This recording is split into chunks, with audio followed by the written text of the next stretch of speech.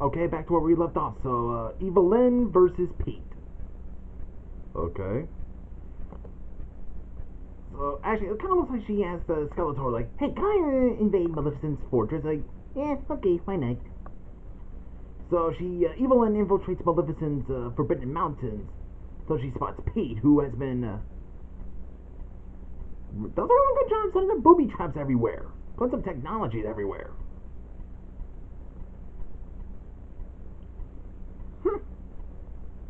Well, that ought to hurt. Oh, he's okay. There's other times. Then again, he's a toon. Well, yeah, I know everything in the hand-drawn realm is animated, but come on. Can you even imagine Alvana get his head bunk on the head and then he sees birds? No, you can't, because that'd just be stupid. Let that be for the Mickey Mouse and Friends only, along with the Looney Tunes.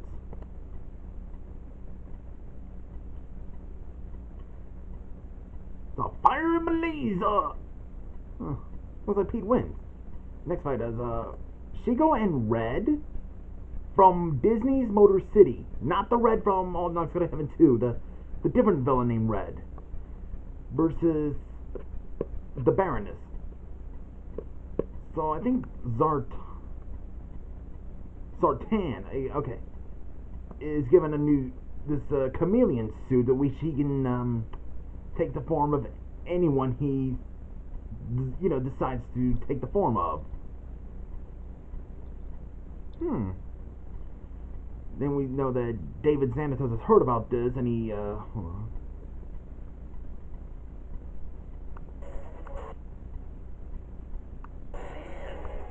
yeah, I just thought I heard that. Yeah, there you go again. Oh yeah, and Kane volunteers the service of his best agent, Red. Okay. I just feel like I want to talk about this guy. That's Red.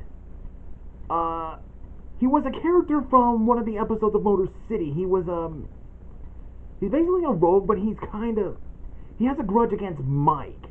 And remember when I gave the information about the whole Mike found out there are people in that abandoned building and realized all that? That's the information I got from that episode.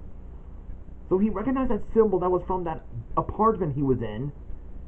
And he doesn't care if Mike is on the good side or not. He still hates him because he let Kane and his company destroy his only home. And he still does. And we never get to see his identity, and it was still left a mystery. But Abraham Kane was kind of interested in that guy, and he wants him part of his league. And Red is just not interested because obvious reasons. But after his defeat by Mike, he just has no choice but to join Abraham Kane, and he's got his own new suit. Huh. So that's basically, yeah, that's Red. So we're just gonna call him Red. That's for certain. Oh, I'm sorry I didn't get to the audio. It's what he said. Hold on.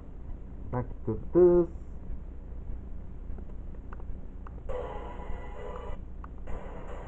Dang it. He said, I work alone. Yeah, he's kind of a lone wolf.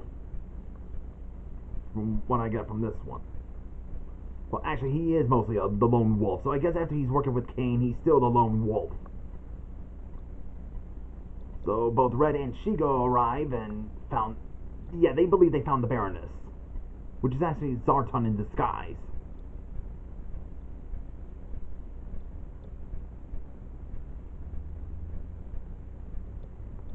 So I think I looked up. It turns out, yeah, Motor City is not on Disney Plus, which is kind of sad though. It's a really good show. Yeah, I would like for it to have a revived series. And oh, it looks like that they discovered that's not the Baroness. It's Zartan in disguise. So Red and Shiga wins, and next fight is, okay, I mostly know this character as Butterfingers. Amendamula versus Valmon, made by 73 Windman. So Moserat and the Huntsman take a trip to the Thief's Gold, which is kind of like a bar, I think, or it's just a hangout. So they ask him, task him to go to the Dark Hand's base and find, the talismans. Or was it just the treasure? Yeah, what Valmon did with the talismans, which he agrees to. Yeah, not knowing that all the talismans are free. Hold on. Got the gauntlet. Yeah, not knowing that the talismans already are in Shendu since he's freed. I vaguely remember him that much. I have to forget his real name at times, but I mostly know him how every thief calls him Butterfingers. Butterfingers! Like that. So I'm just gonna mostly call him Butterfingers. He really hates being called by that.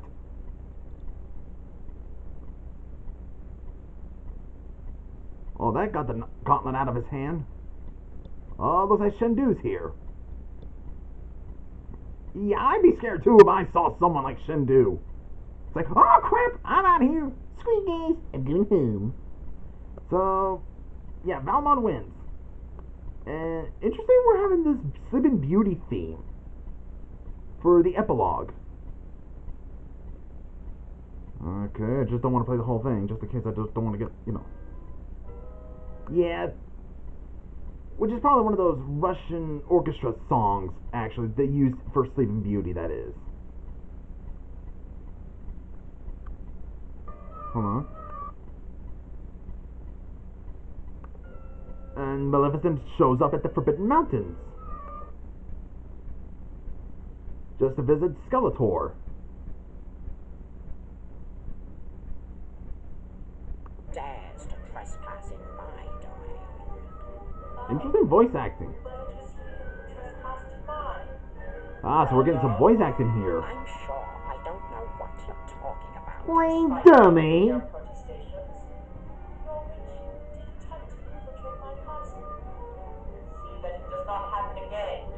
Learning from Pete, huh? Which, of course, she probably did. Oh, I think not. Huh? Evelyn's incursion was but a test. You see, A an test? old friend of yours supplied me with all the details I needed to annihilate your castle. Milady, do join us. And Lady Tremaine is in Team Skeletor. And we get to know that she has a grudge against Maleficent, which I can understand why she'd be ticked at her.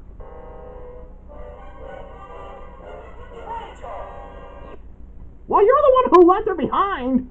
You left poor Lady Tremaine here to suffer at the hands of your enemies. She was understandably enraged. You shall both regret this insult. Okay, so that was Disney versus non-Disney villains, part 2, round 13, part 1. Really good part of the round. And it's a really good first part of the round, so, see you guys in the next, commentary.